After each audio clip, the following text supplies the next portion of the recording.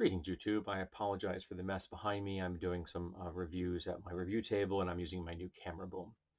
I was watching a video on a channel run by the woman named Claudia Bolin. She is a British woman of Pakistani descent, I believe, and talks a lot about mental health and what it's like to be a minority in a majority white culture, and talking about colonialism, things like that.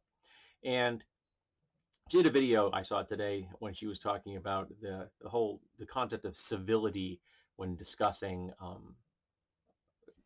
political topics, and whereas someone always says, well, you have to discuss these in a civil manner. There's also could couch that in the concept of tone police. When you're tone policing someone, you're saying, well, if you want to talk about this, you have to talk about it right here, this little bubble I'm create. This is how you have to talk about it. If you talk about it outside this, I'm just not going to listen to you. And of course, in both those situations, whether it's tone policing or it's civility, the people want you to discuss it within their definition and their constraint of the narrative, because they know that if you do that, if you are civil or if you are discussing things in just the terms that they are willing to accept, there will never be meaningful change, ever. And they know this. So they're just wasting your time. If somebody's asking you to be civil or they're tone policing you, they are not arguing from good faith. Their intent is to reinforce the system that they know works against you or works against the group if you're speaking as an ally to another organization. If I'm talking about, Black Americans or gay Americans or trans Americans, I'm acting as an ally. But some people will listen to me because I'm a really white straight dude. I'm a cisgender man. And there will be people that listen to me that won't listen to Black people or gay people or trans people. Which is sad, but it's true. And if someone's asking you to be civil or they're tone policing you, it's because they know the system has been designed so that if you are working within that controlled narrative, nothing's ever going to change. So they're asking the oppressed minority group or their allies to work within the rules of a system that was set up to make sure that that minority group will never receive equity. They will never, ever achieve equal rights. And there's a difference between equity and equal rights. Equal rights would be say that every single person has the right to vote. Equity says, well, we have been oppressing minority groups for years. Maybe we should make extra effort to make sure that those groups actually get to the polls. We know white people get there. Maybe we should make sure extra effort that the other people should get there. That's equity.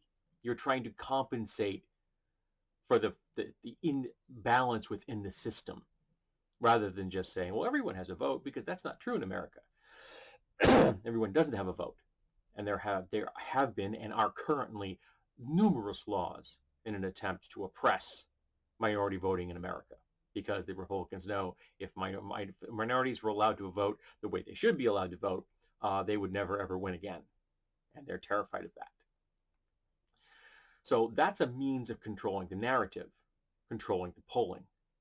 Just as in someone who's asking you to be civil is trying to control the narrative, or they're tone policing you. Well, if you're not going to talk, in a very reasonable manner, I'm just not going to listen to you.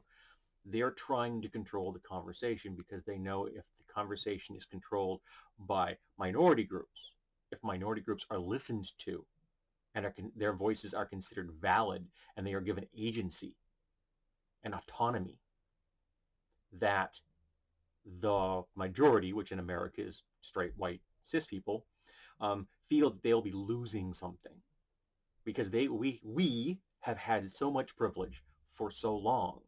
The very concept that other people will have the same amount of privilege as we do, the same rights as we do, is seen as a loss by a lot of straight white people, because they know exactly how they have treated minority groups.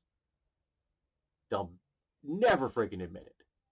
But they know exactly how they have treated black people and gay people and trans people. And they are terrified if minority groups are given power, that those minority groups will apply the same prejudicial, bigoted attitudes to them. That isn't what minority groups want by and large. I actually don't personally know anyone who is a member of a minority group that wants to be uh, assholes to the larger culture, the larger demographic. None of them. They just want to not be oppressed. They want to not have their civil liberties voted on every 4 years. They want to have security in the knowledge that they will be treated as equal citizens, that they will be treated with human rights and civil liberties. They just want the comfort that every single white person has ever had in America, that their rights would never be questioned or taken away. And that's a really small ask. And yet in America, it's viewed as an insurmountable obstacle that is seen as radically left. If black people and gay people and trans people are treated equally to white people, well, that'll just be the end of the world. Yeah, no, it'll be the end of your bigoted world. That would be correct. You would be right in that regard. But it won't be the end of the world. And it will be a better world. It will be one that actually lives up to the American ideals, which we have never achieved. And until we do, those ideals are nothing but a joke, a darkly humorous joke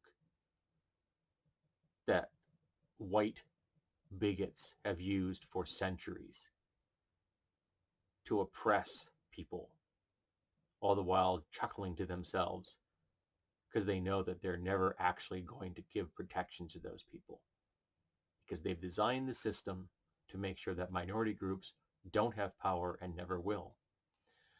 So if somebody starts arguing with you and wants you to be civil, or has said that if you aren't willing to discuss things within the narrative that they have constructed, that they won't listen to you, they're just bigots. They're assholes. And you should call them on that. Say, no, you don't get to tell someone else how to discuss their oppression. You don't get to tell somebody else whether they should be civil in the face of bigotry. No, that's bullshit, always has been and always will be. But it's been very useful bullshit to white, straight, cis Americans. So it's time that we stop that. It's time we take that away from them